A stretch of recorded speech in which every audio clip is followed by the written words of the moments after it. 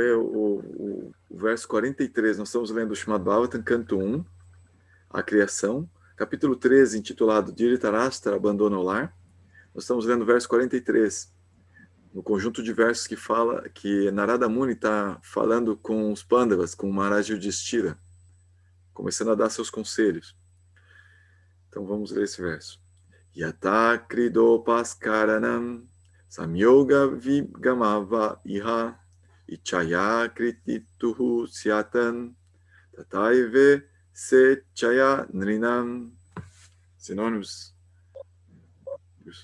e tradução por sua divina graça pela Prabhupada. Yata. Assim como Krida Upaskaranam. É uma palavra complicada, né? Krida Upaskaranam. Brinquedos. Samyoga. União. Vigamo. Desunião. Iha. Neste mundo. Ichaya. Pela vontade de.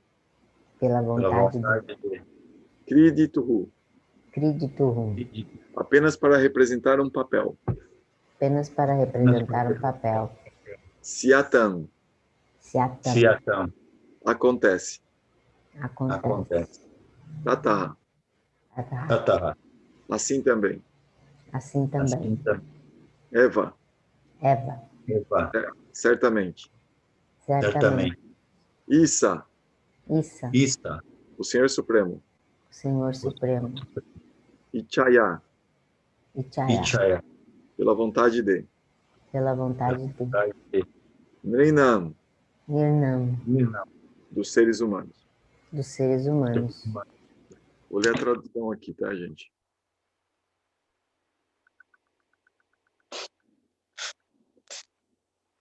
Assim como um brincador monta e dispersa seus brinquedos de acordo com sua livre vontade, da mesma forma a vontade suprema do Senhor reúne os seres humanos e os separa. Podemos ter certeza de que a posição particular na qual estamos agora colocados é um arranjo da vontade suprema, de acordo com nossos próprios atos no passado. O Senhor Supremo está presente como Paramatma localizado no coração de todo ser vivo, como se diz no Bhagavad Gita 3.23. E por isso ele conhece tudo sobre nossas atividades em cada estágio de nossas vidas. Ele confere as reações de nossas ações, colocando-nos em algum lugar particular. O filho de um homem rico já nasce em berço de ouro, mas essa criança que nasceu como filho do homem rico merecia aquele lugar, e portanto é colocada ali pela vontade do Senhor. E no momento particular em que a criança tenha de ser removida daquele lugar, ela também é carregada pela vontade do Supremo. Mesmo que a criança ou o pai não queiram separar-se da feliz relação. A mesma coisa também acontece no caso de um homem pobre. Nem o homem rico, nem o homem pobre tem qualquer controle sobre tais encontros e separações entre seres vivos.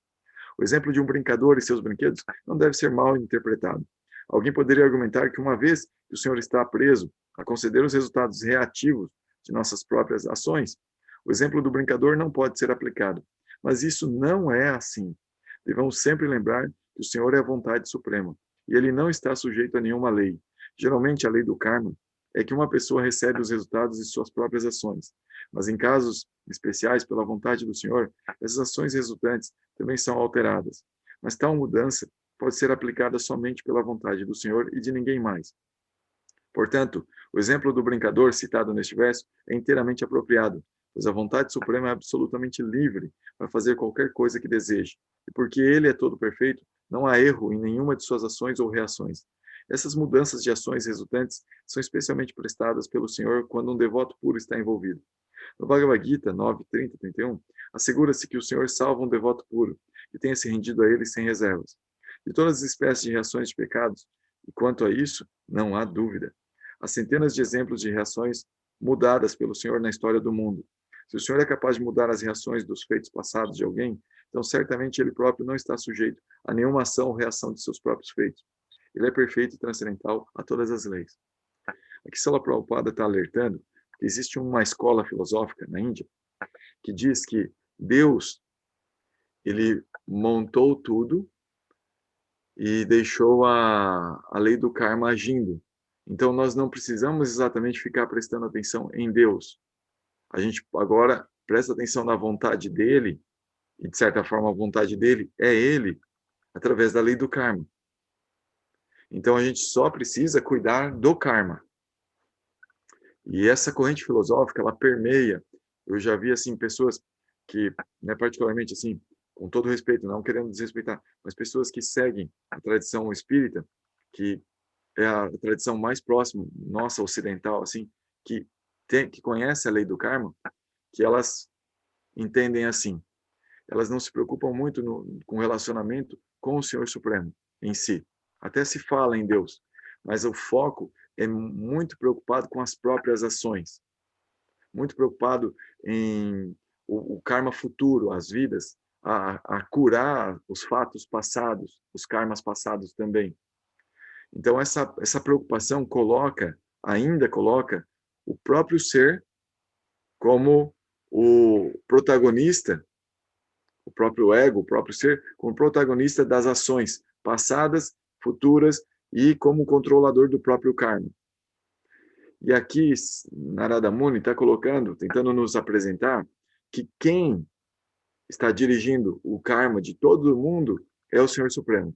Apesar de que a pessoa ela se envolve e ela vai buscando resultados, é o próprio Senhor Supremo que vai meio que dirigindo ela, como se fosse um hipnotizador. Pensa assim porque imagina a complexidade da coisa. Nós temos fatos passados que nos colocaram aonde nós estamos agora. Nós nos apegamos a certos resultados que nós gostaríamos que acontecesse numa vida futura, e nós fizemos atos passados que nos resultaram nesse conjunto de situações que estamos agora. Então, isso é aceito pelos budistas, pelos espíritas, pelos Hare Krishna, por todo mundo que conhece um pouco sobre karma. É assim que funciona. Tá. Aí, só que o detalhe, que aí que Narada Muni está querendo mostrar para o Yudhishthira, o detalhe é o seguinte, é que dentro do que nós merecemos, a gente poderia desfrutar desses resultados em diversas situações, em diversos papéis no universo. Ou seja, existem várias opções para a gente obter aquele resultado, em tempos diferentes, inclusive. Mas essa inteligência incrível que está por trás de todo esse arranjo nos coloca num tempo e numa circunstância específica, com uma constelação de eventos específicas ao nosso lado, que vai ter um impacto específico dentro da nossa existência, que vai vai nos levar para desenvolvimentos de vida específicos. De certa forma, ele está tratando de nos conduzir.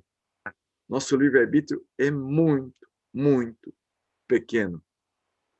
O nível de controle que nós temos sobre a nossa própria vida é muito, muito pequeno. Então, esse acreditar que nós temos a capacidade de pensar num futuro e planejar um futuro e controlar esse futuro conforme o que a gente quer, é algo assim extremamente pueril, longe da realidade. Porque alguém que pensa assim pode até cair numa ilusão que o próprio Senhor Supremo mantém, de conseguir realmente um futuro que tem planejado. Mas a própria percepção de que teve êxito é falsa. Ou seja, o que parece ser êxito pode ser um fracasso. Tem até uma historinha de um homem que criava uma fazenda de cavalos e tinha um filho. Vocês já devem ter escutado isso. Às vezes o pessoal manda isso aí no WhatsApp e vários mestres falam dessa história, acho que vem da Índia mesmo. É que esse homem tinha cavalos e um filho, e um dia o filho estava cuidando dos cavalos e se machucou. E aí vieram os vizinhos e falaram, puxa vida, né, que azar, você, aí por criar cavalos, o seu filho se machucou. Ele falou, né, mas só o tempo dirá, né? E aí, é, bom, aí nisso, os cavalos, ele tinha alguns, como uns 3 ou 4 cavalos, e os cavalos fogem. Aí as pessoas vieram e falaram assim, puxa vida, que azar o seu, os cavalos fugiram, né, e você perdeu todo. Aí ele falou, mas ele não se perturbava, ele falou, o tempo dirá. Ele ficava assim, ele não ficava nem feliz nem triste, o tempo dirá. Aí passou o tempo, e daí veio o país entrou em guerra, e aí vieram buscar o filho dele, que era jovem, né, para ir na guerra, mas o filho estava machucado, o filho não podia ir para a guerra. Aí os vizinhos falaram, puxa, né, que sorte, o seu filho não foi para a guerra porque ele estava machucado. Ele falou, só o tempo dirá. Ele ficava assim, ele não falava que ele estava se dando bem ou estava mal, sabe? E, e daí os cavalos que fugiram, eram 3 ou 4, eles voltaram como uma manada de cavalos selvagens, atraíram para lá para comer junto, né? E aí o homem ficou com muitos cavalos, ele se tornou muito rico por causa do, né? E aí os vizinhos falaram, nossa, que sorte, seus cavalos estão saindo mais outros cavalos. Então, não, só o tempo dirá. Com que ele mantinha a mesma serenidade, né? Tanto no que era considerado êxito pelos demais, quanto que era considerado fracasso pelos demais. Então essa é uma história ilustrativa sobre isso, né? Uma pessoa sóbria, ela mantém seu curso de vida, assim, ela não se deixa levar pelos sintomas externos. Isso é muito, muito, muito sutil. É muito... A gente... esse tipo de pensamento, ele ajuda muito a buscar uma análise interna de quem nós somos realmente e o que nós queremos da nossa vida. Quando você começa a notar todas as sutilezas do meio ambiente em que você está inserido, nós estamos inseridos. Quando você começa a notar quem é sua família, quem são seus amigos, quem é seu guru, quem são suas pessoas, as pessoas que você gosta. Eventualmente, nós vamos começando a nos dar conta que quando você começa a notar quem é o mundo que está ao teu redor, que de certa forma ajuda a configurar o seu ego, isso tem a ver com o seu ego verdadeiro lá dentro. E é esse ego que você deve analisar e buscar purificar. Não eliminar as coisas da sua vida, porque o próprio Senhor Supremo colocou ali. Mas eventualmente ele colocou ali, se você se deu conta que não era aquilo que você queria, você fala, opa, então agora eu tenho que lidar com isso de uma forma positiva, acolhedora, porque senão eu vou eliminar uma parte de mim que trouxe isso para a minha vida. E aí acontece o grande erro de todos os processos que não são Vaishnavas, que é levar ao impersonalismo. A pessoa vai eliminando partes do seu ego e ela não consegue ter uma relação plena e completa e demais com o Senhor Supremo, porque várias partes às vezes, ficaram pelo caminho. E fazer um resgate disso, às vezes, né, é todo um processo, assim, né? Então... Leva muito tempo isso aí, né, Prabhu? Leva tempo, mas vale a pena. Vale a Sim, pena claro. porque a pessoa vai vivendo cada momento como se fosse muito importante. As coisas que são ruins na vida da pessoa, elas são tomadas como fazendo parte da própria vontade do Senhor Supremo e elas levam a um confronto de que é a vontade de Krishna, mas também tem a minha vontade. Porque Krishna não impõe as coisas para nós. Ele expõe, a gente faz parte. Mas agora, se eu vou sofrer, eu vou ser feliz com a situação, sou eu que escolho. Claro. Vou dar um exemplo para vocês. Às vezes, imagina a Arjuna, olha, imagina a Arjuna. A Arjuna está na situação em que uma pessoa que foi colocada na vida dele, muito querida, está na frente dele para levar a flechada dele. Imagina essa situação. Então, o ego dele está sendo super assim, batido. Aquilo que ele acreditava que ele era está sendo mexido ali, naquele momento. Ele estava acreditando que ele era neto do avô dele, que estava na frente dele. Só que naquele momento, o ego estava sendo triturado e dizendo: você não é mais o neto. Você é um guerreiro. E para que ele conseguisse fazer essa mudança de papel, ele tem que se refugiar na verdadeira percepção de quem ele é, que ele é uma alma. Ele não é neto, ele nem é guerreiro. Ele é alma espiritual. Para ele ter sobriedade, para conseguir fazer a transição. Se desapegar de um papel para pegar outro papel. Então, essa sobriedade, ela só é conseguida através de conhecimento espiritual. Só através dessa experiência espiritual. Se a pessoa não tem experiência espiritual, ela não vai se manter sóbria diante das mudanças que a vida traz, que envolvem essas mudanças de papel. Isso é natural na vida material. Natural. Então, a identidade, né, que nós falamos do espiritual, ela é muito, muito importante. E cada detalhe da nossa vida material importa para a nossa vida espiritual.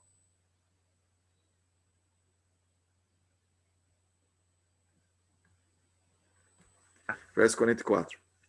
Ó Rei, em todas as circunstâncias, quer consideres a alma como um princípio eterno, ou o corpo material como sendo perecível, ou tudo como existindo na verdade absoluta e impessoal, ou tudo como sendo uma combinação inexplicável de matéria e espírito, os sentimentos de separação são devidos unicamente à afeição ilusória e a nada mais.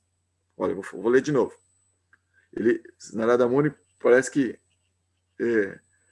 supõe que Yudhishthira tem vários níveis de filosofia. Então ele vai dar, se você pensa assim, ou você pensa assado, ou você pensa assado, a conclusão é uma só. Ó Rei, em todas as circunstâncias, quer consideres a alma como um princípio eterno, ou o corpo material como sendo perecível, ou tudo como existindo na verdade absoluta impessoal, ou tudo como sendo uma combinação inexplicável de matéria e espírito. Os sentimentos de separação são devidos unicamente à afeição ilusória e a nada mais. Os sentimentos de separação são devidos unicamente à afeição ilusória e a nada mais. Significado. O fato real é que todo ser vivo é parte integrante individual do Ser Supremo. E sua posição constitucional... Deixa eu parar com esse barulhinho chato aqui.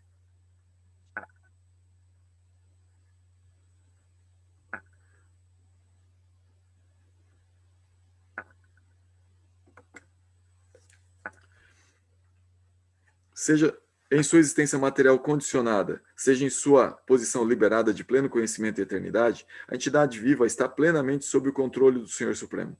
Mas aqueles que não são familiarizados com o conhecimento verdadeiro apresentam muitas proposições especulativas sobre a posição real da entidade viva. Admite-se, contudo, em todas as escolas filosóficas, que o ser vivo é eterno e que o invólucro corpóreo de 5 elementos materiais é perecível e temporário. A entidade viva eterna transmigra de um corpo material a outro, pela lei do karma. E os corpos materiais são perecíveis por suas estruturas fundamentais. Portanto, não há nada para lamentar no caso de a alma ser transferida a outro corpo, ou de perecer o corpo material em determinado estágio. Também há outros que acreditam na imersão da alma espiritual no Espírito Supremo, quando ela se livra do engaiolamento material. E há outros também que não acreditam na existência do espírito ou alma, mas acreditam na matéria tangível. Em nossa experiência diária, encontramos tantas transformações da matéria de uma forma para outra, mas não lamentamos esses aspectos mutantes. Em qualquer dos casos acima, a força da energia divina é incoercível. Ninguém tem nenhum controle sobre ela, e assim não há motivo para aflição.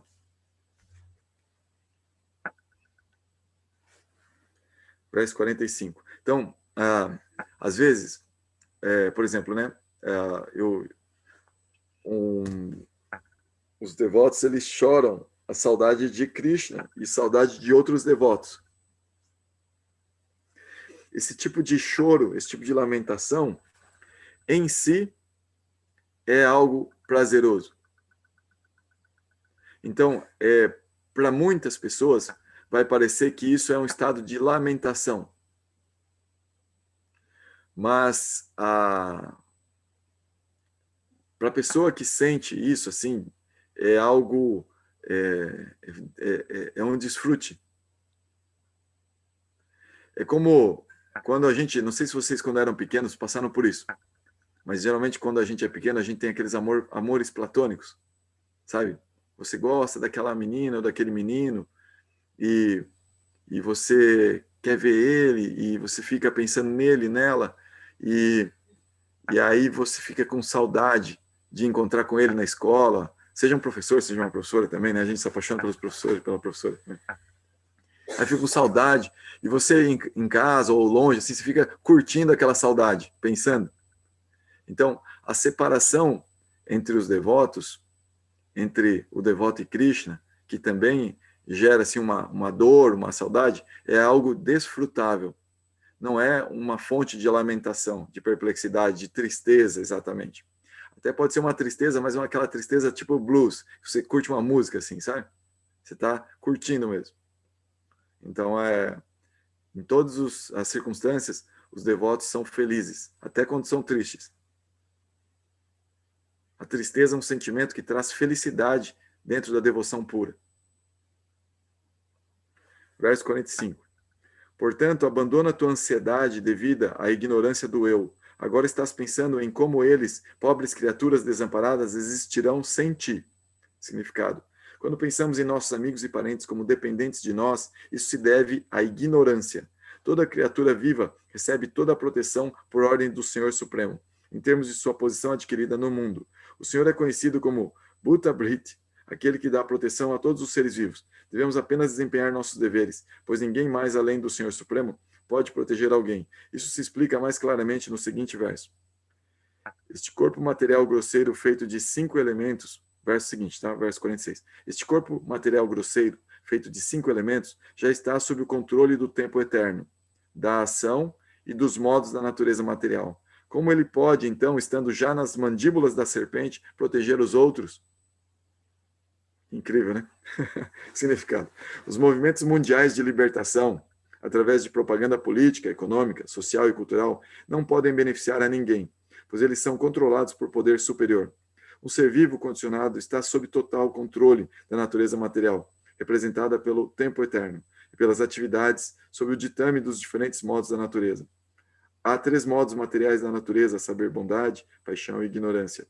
A menos que estejamos situados no modo da bondade, não podemos ver as coisas como elas são. O apaixonado e o ignorante não podem nem mesmo ver as coisas como elas são. Portanto, uma pessoa que é apaixonada e ignorante não pode dirigir suas atividades para o caminho correto.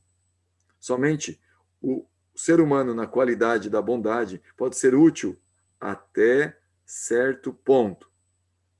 A maioria das pessoas são apaixonadas e ignorantes, e, portanto, seus planos e projetos dificilmente podem fazer algum bem aos outros.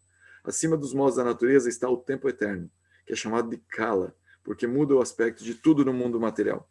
Mesmo que sejamos capazes de fazer algo temporariamente benéfico, o tempo cuidará para que o bom projeto seja frustrado no decorrer do tempo.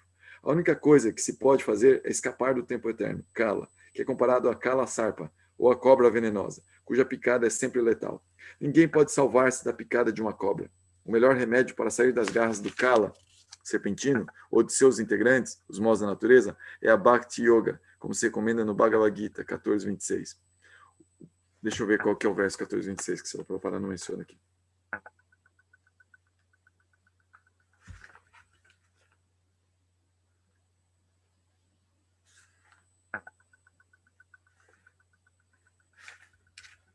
Aqui, ó.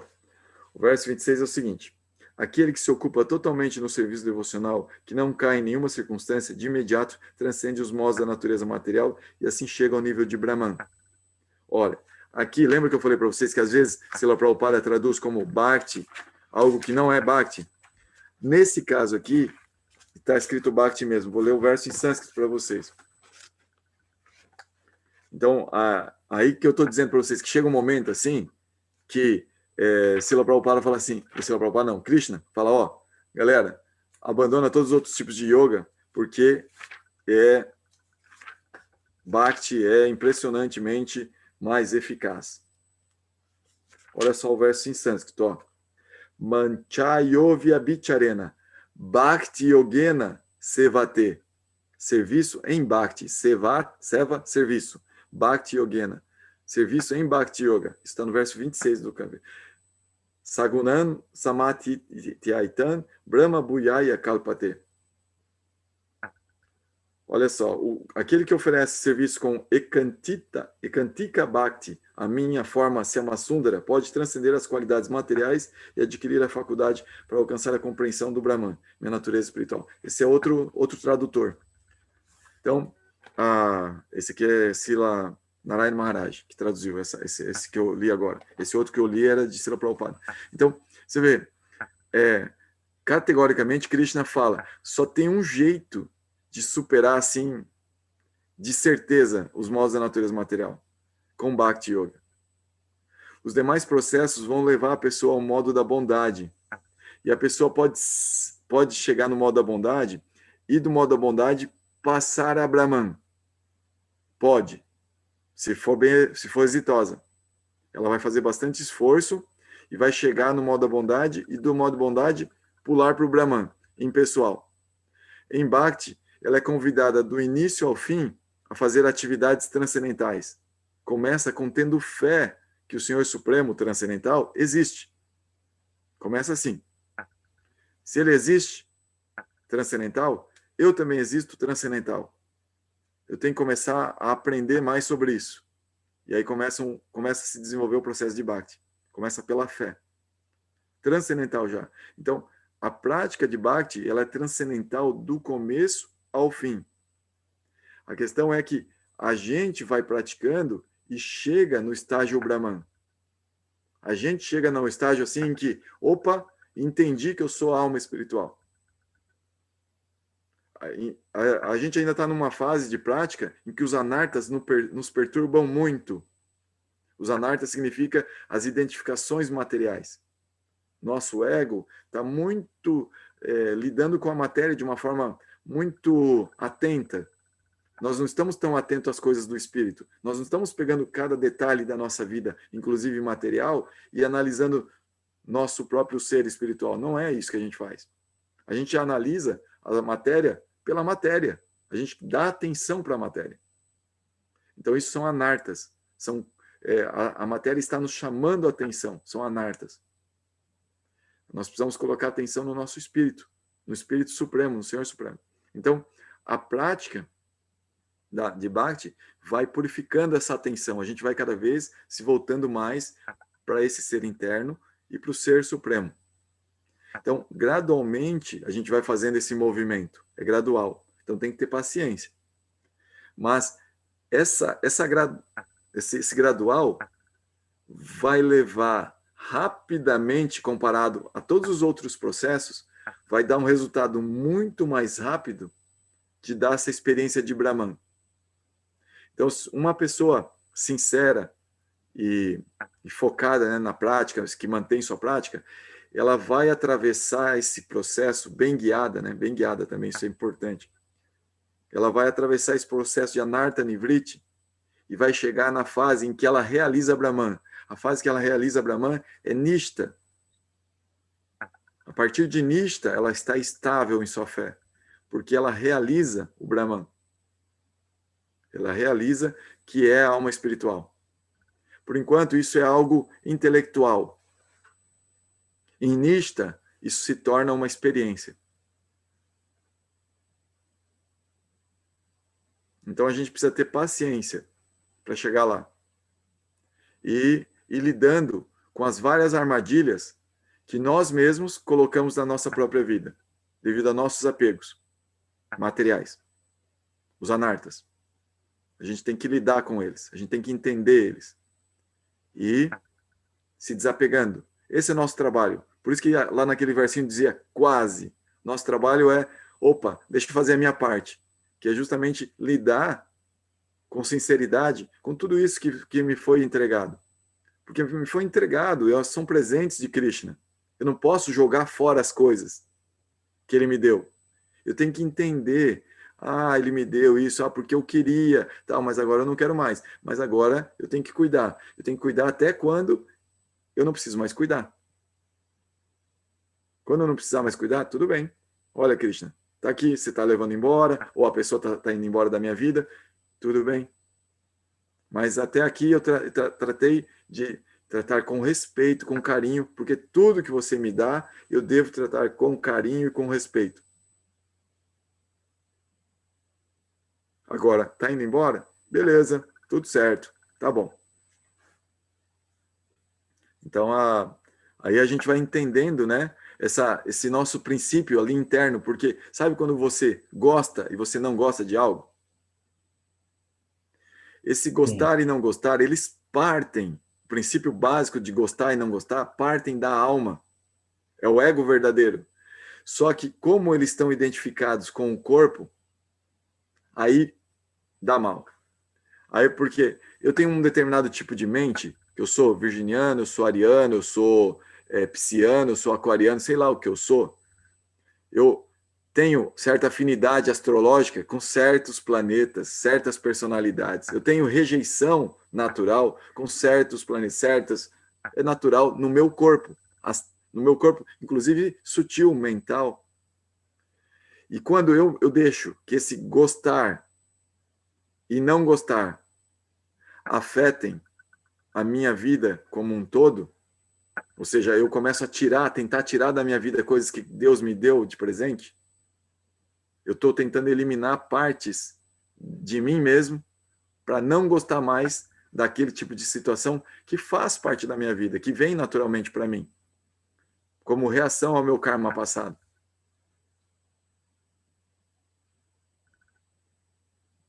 Às vezes isso é um pouco complexo de entender agora, mas conforme a gente vai ouvindo, vai estudando, a gente vai entendendo. Por exemplo, vamos supor, você está lá e seu filho te trata sem respeito, te desrespeita.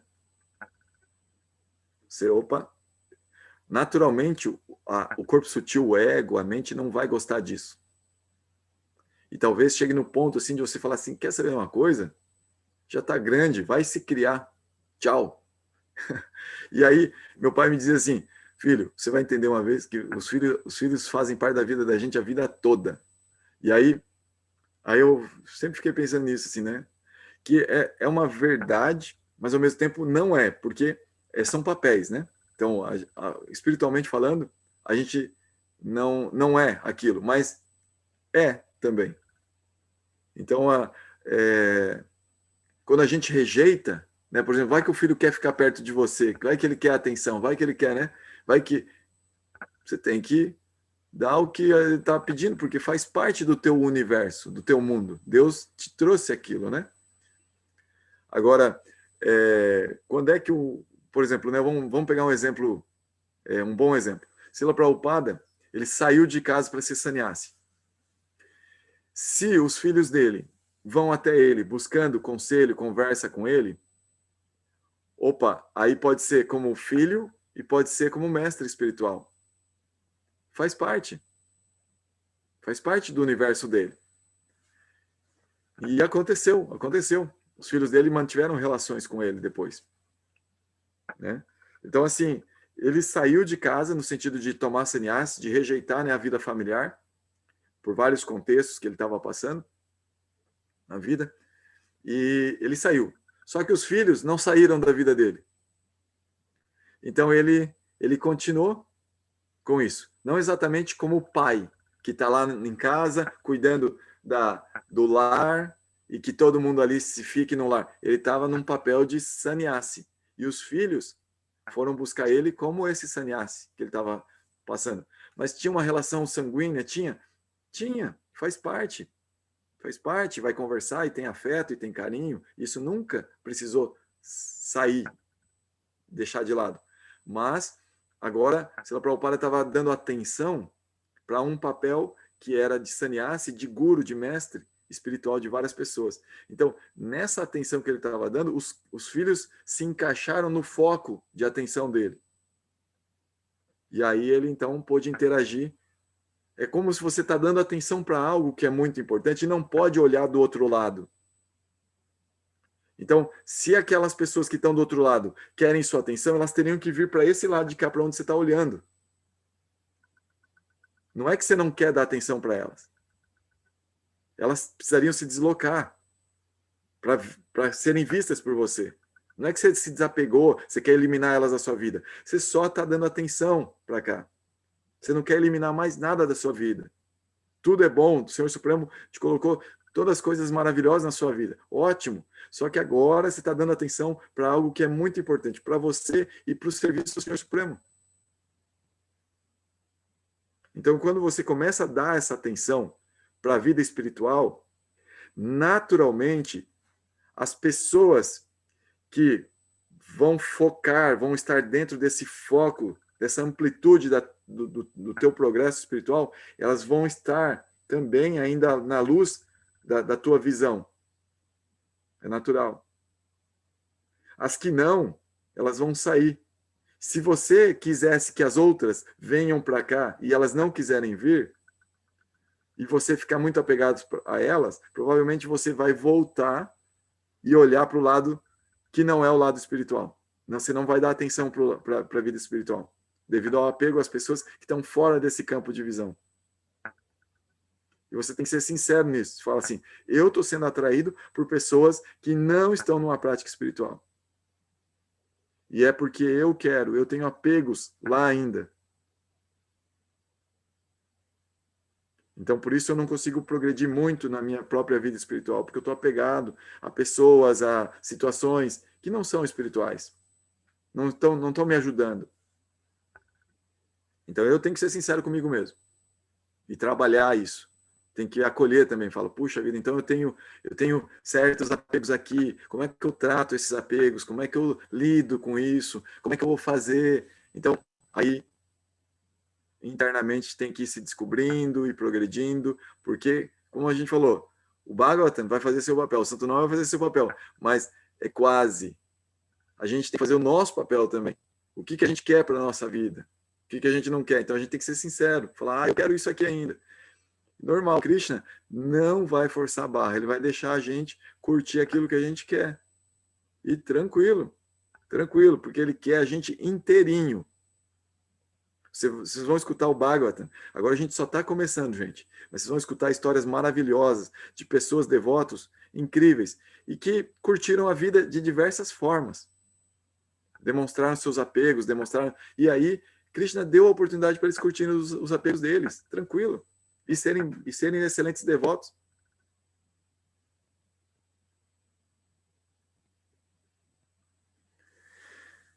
Mas a ideia completa é que, com tudo isso, a meta é Bhakti puro. A meta é chegar na consciência de Krishna. A consciência de Krishna Krishna é uma criança. E uma criança que quer muita atenção, toda a atenção. A consciência de Krishna é bem forte. Por isso a gente vai estudando Bhagavatam aos pouquinhos e vai até chegar lá no 10º canto, onde se fala de Krishna. Aí Krishna é Deus assim que é tudo para ele mesmo. Quem está perto de Krishna são as pessoas que querem amar a ele exclusivamente. Não tem mais nada que elas queiram fazer a não ser amar Krishna.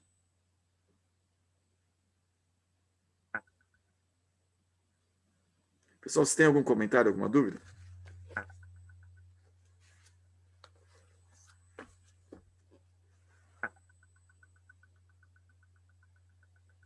Eu estava com... Procura. Pode falar, depois eu pergunto. Pode falar.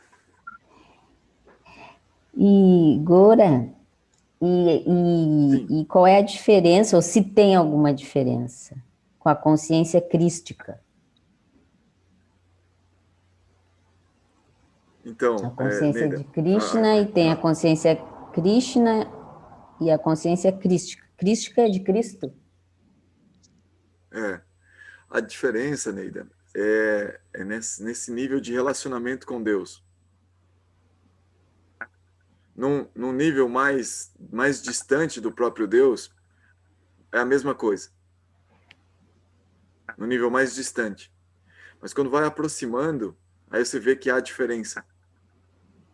A diferença é num tipo de relacionamento que se deseja obter com o Senhor Supremo, na consciência de Cristo e na consciência de Krishna. A relação, por exemplo, que se obtém com Deus na consciência de Cristo é algo assim ainda o Pai e faça-se a sua vontade. Né? E Krishna, faça-se a sua vontade e nada. Você pode fazer bagunça aí. Assim, nesse nível. Entendeu? Acho que foi meio simples e meio grosseiro. Mas será que você consegue entender isso? Assim, mais não no mais ou sentido de... menos. Assim, tipo, você pode dar bronca em Deus. Na consciência de Krishna. Uhum. E na de Cristo, você chega não. num nível de relacionamento...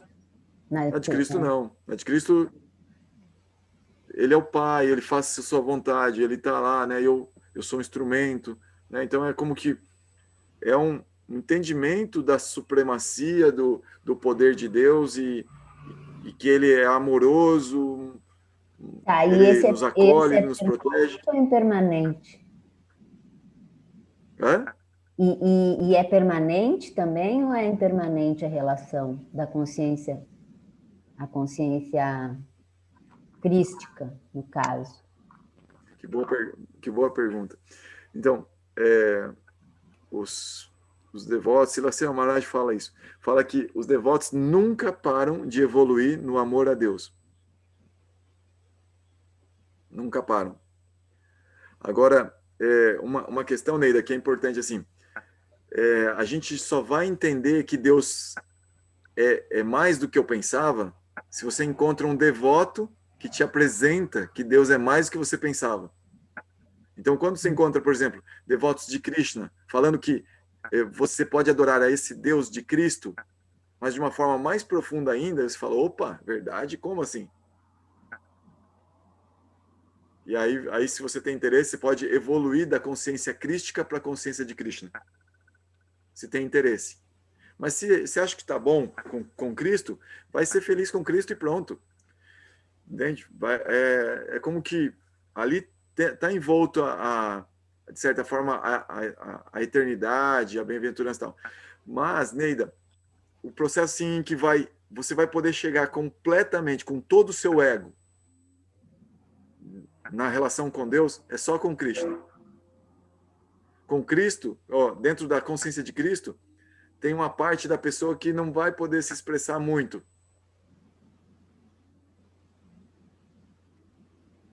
Por exemplo, ficar bravo com Deus, assim, eu não vejo nenhum cristão assim pensar em ficar bravo com Deus. Querer bater nele, igual a mãe Yashoda faz. Mãe Yashoda quer pegar a Krishna, assim. Ela fica brava com ele e fala, pera aí que eu já vou te pegar, vou te dar um castigo. Isso assim, é uma consciência muito elevada, né? Ou o Srimati Radharani, que também fica brava com Krishna, com ciúmes dele, e dá bronca nele, e dá uns cortes nele. Fazer isso com Deus, assim, dentro da consciência de Cristo, eu não vi, assim, como que exemplos, né? Pode ser, assim, que uma pessoa chegue a entender que Deus é essa personalidade que dá para se relacionar com ele assim também. Mas, assim, eu não vi exemplos e métodos para desenvolver esse sentimento, essa relação de forma clara. Obrigada. Então, Neida, assim, uma vez o Guilherme falou isso, né? Geralmente os conhecimentos mais elevados, eles são convergentes. Então, eles conseguem, por exemplo, consciência de Krishna, consegue entender o que acontece na consciência de Cristo, em outras consciências. Mas essas outras consciências não conseguem entender o que acontece na consciência de Krishna. Porque elas estão em outro nível, assim, elas não conseguem. Agora, a consciência de Krishna consegue entender lá.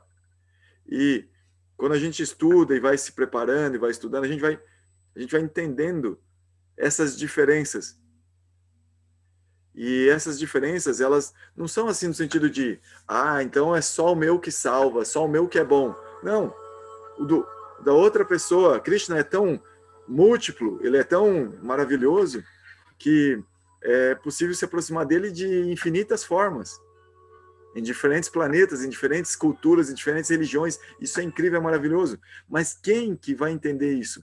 Quem tem consciência de Krishna. Claro, daí uma pessoa entende isso em outra religião também, claro, porque o nível de devoção dela está aumentando. A percepção dela do Senhor Supremo está aumentando. Está ficando mais clara, mais nítida. Legal. Mas se ela já começasse desde o início a cultivar a consciência de Krishna, ela já seria levada a entender isso desde o começo. E o Prabhu? Agora, a Neida levantando essa questão e o senhor falando aí, eu me lembrei de um devoto aqui, que passava aqui na minha comunidade, aqui aos sábados, né? Não, domingos, eles são os Testemunhas de Jeová, né? E eles passavam assim, eles passam em grupos, né? E falando, né? Passagens da Bíblia. E a maioria deles a gente não dá muita atenção, sabe? Porque é sempre aquele mesmo assunto e tudo mais. Mas tem um deles aqui, na minha comunidade, que ele é morador daqui, ele era professor aqui numa escola aqui, estadual, e ele é testemunha de Jeová, né? E ele vinha e conversava com a gente, e ele era o único que eu conversava com ele quase que horas, assim. Porque ele tinha uma ideia, e ele dizia que ele falava lá na congregação deles, assim, né? Que era uma visão dele. E ele vinha conversando, dizendo que Jesus Cristo era um extraterrestre dos mais top dos tops, assim, né? E ele vinha conversando assim com a gente, sabe?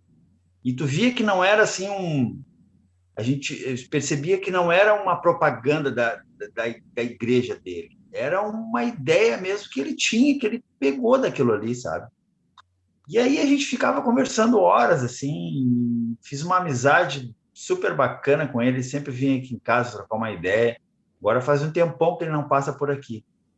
Mas é um cara que fazia muita diferença ali, né? E aí a gente desenvolvia, sabe?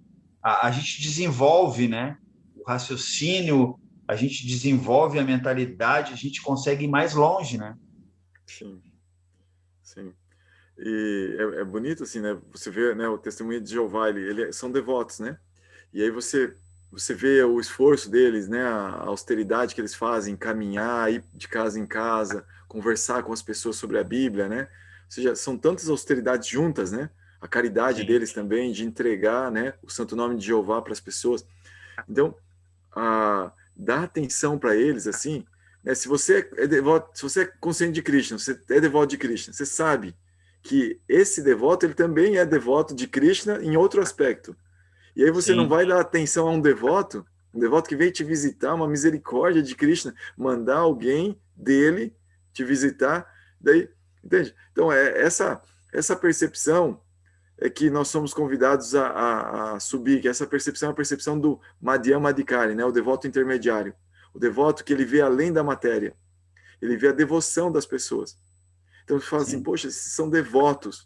Esse é uma devota de Nossa Senhora, esse é um devoto de Jesus. Então, você vê os devotos.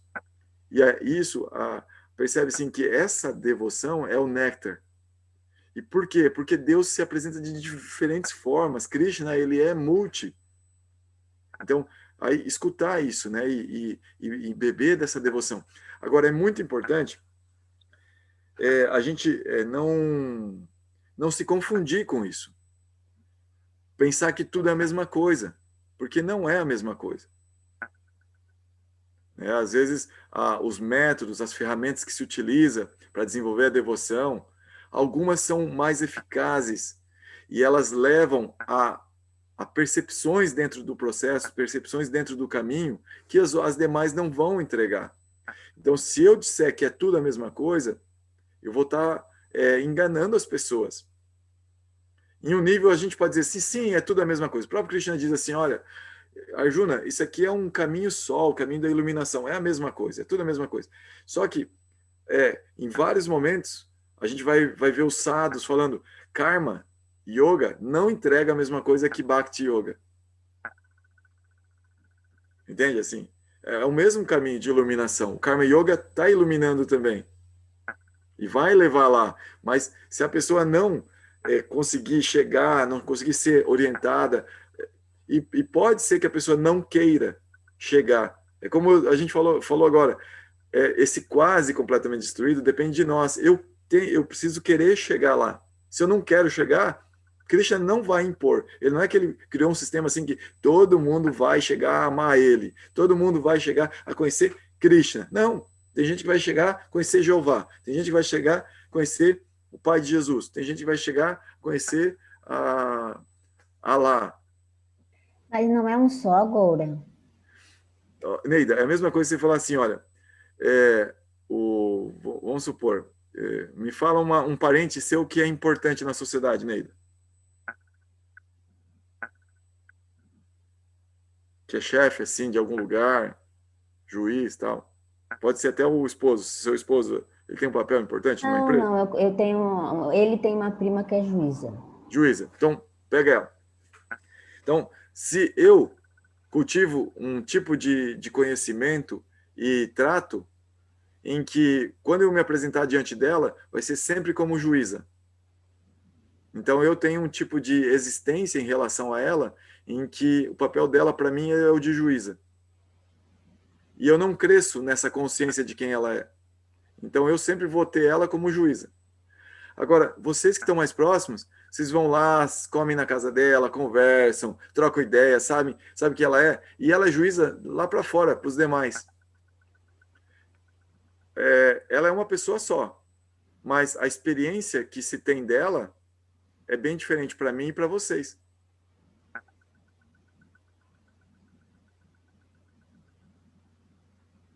Pode repetir?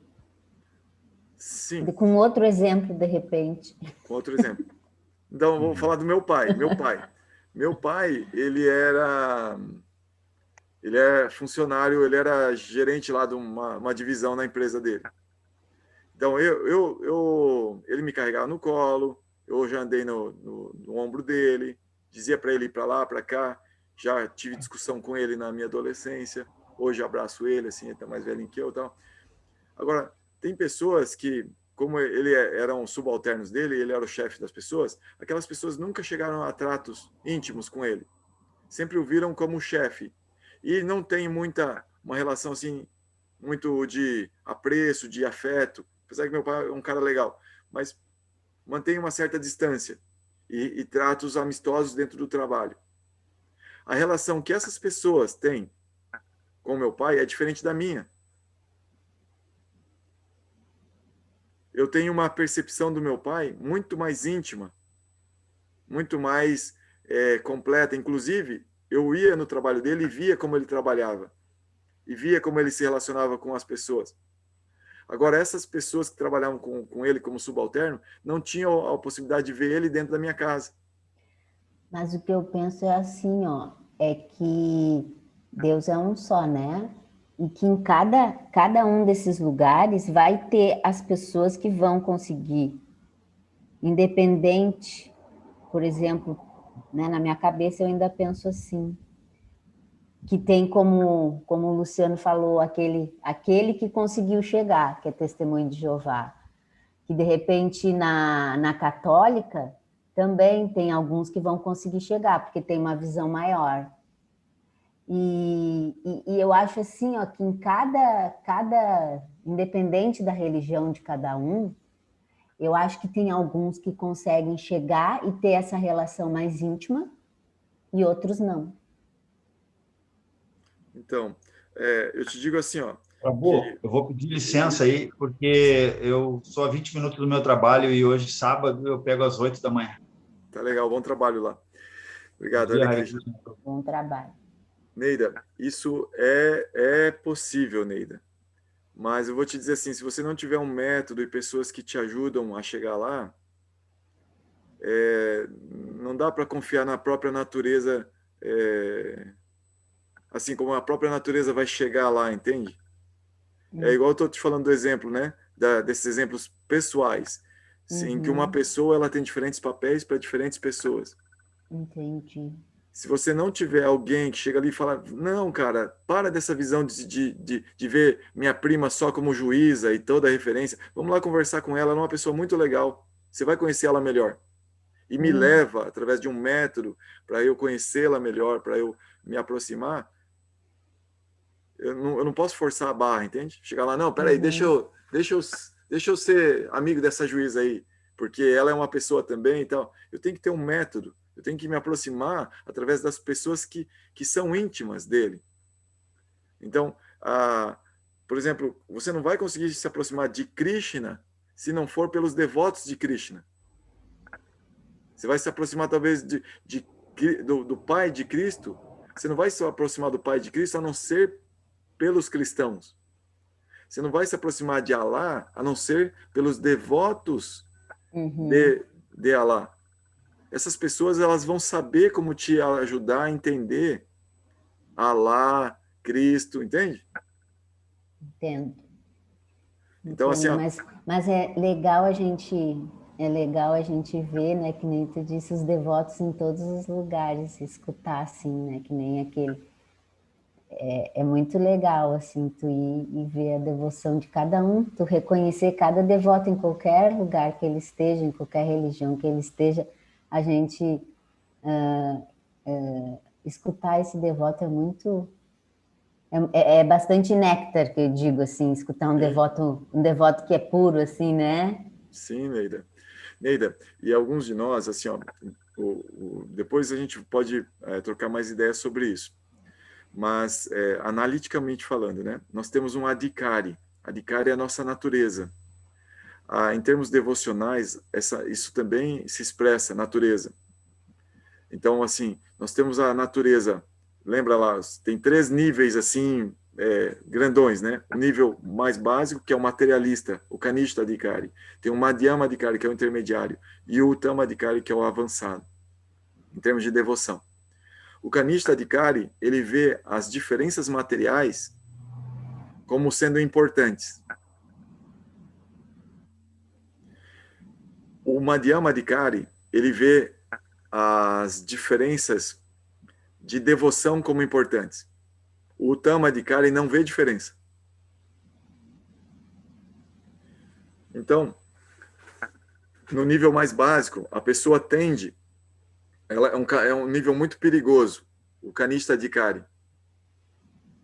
É um nível de devoção em que, por ser materialista, a pessoa tende a se deixar levar por aparências e pelas aparências ela pode tratar mal a devotos, inclusive de outras religiões, de outros aspectos do Senhor Supremo. E por ofender aos devotos, essa pessoa ela fica condicionada, ela vai perdendo a conexão com Krishna, devido às ofensas. É um tipo de anarta muito forte, muito pesado. Então, os devotos são orientados a sair rápido dessa posição materialista, kanishta, para ir para uma posição madhyama. Mas você veja, Neida, como que é importante entender isso.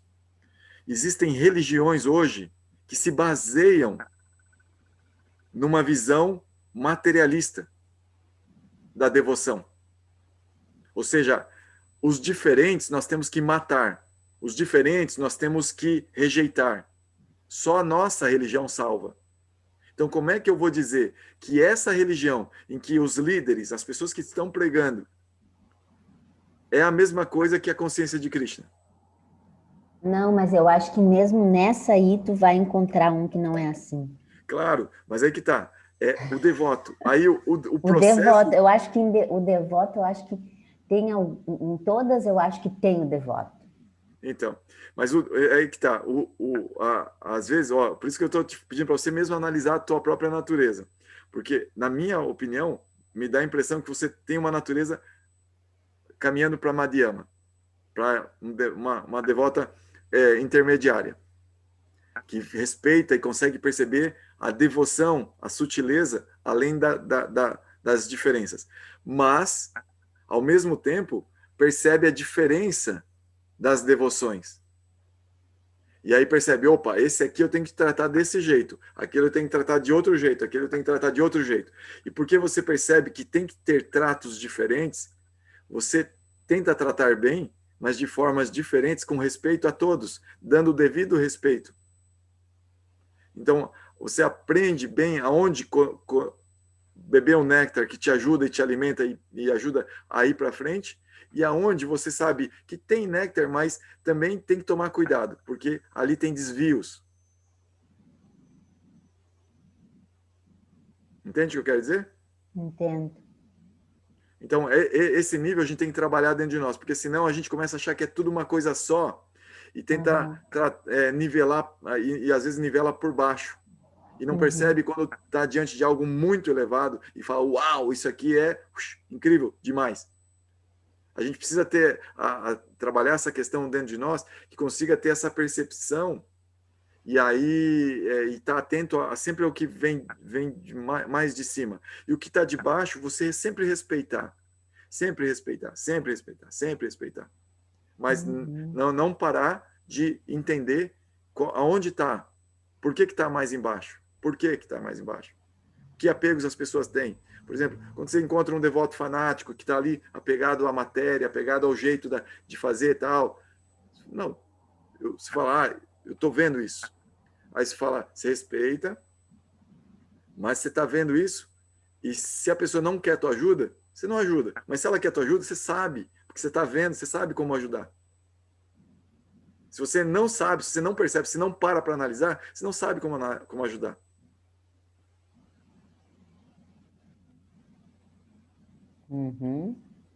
Então é importante ter essa discriminação. Aí isso incrementa, inclusive, nossa preocupação e nosso poder de compaixão de ajudar as pessoas. Porque são partes de nós, de certa forma. São partes de nós que nós acolhemos bem, mas para entregar para algo muito mais elevado. Agora, se a gente achar que é tudo a mesma coisa, é como se a gente estivesse jogando debaixo do tapete essa parte de nós que a gente não analisou direito. É como se a gente fosse um devoto iniciante, um materialista, escondido, camuflado de intermediário.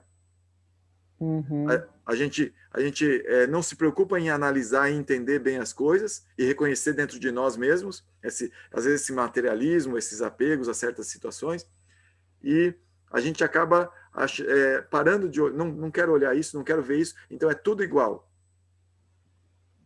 E não é tudo igual.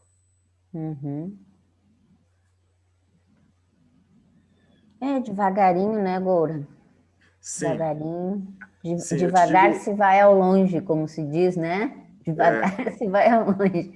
Neida, e eu te digo assim, ó, que é devagarinho e sempre. Eu tô há 20 anos com os devotos, Neida, e olha, eu não canso de levar chapuletada, assim, é um termo grosseiro de falar, assim, do meio ambiente, para me despertar com olhar as coisas de uma forma interna, e não olhar a matéria.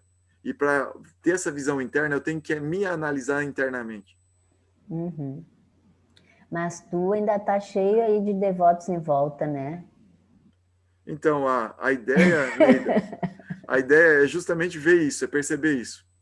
Enquanto eu não consigo perceber isso, né, então eu estou no meu trabalho para perceber isso, te confesso. Obrigada, Goura. Obrigado, Neida. Já são quase 8 horas. Um bom dia para você, gente. Hare Krishna. Bom dia. Gratidão. Gratidão. Hare Krishna.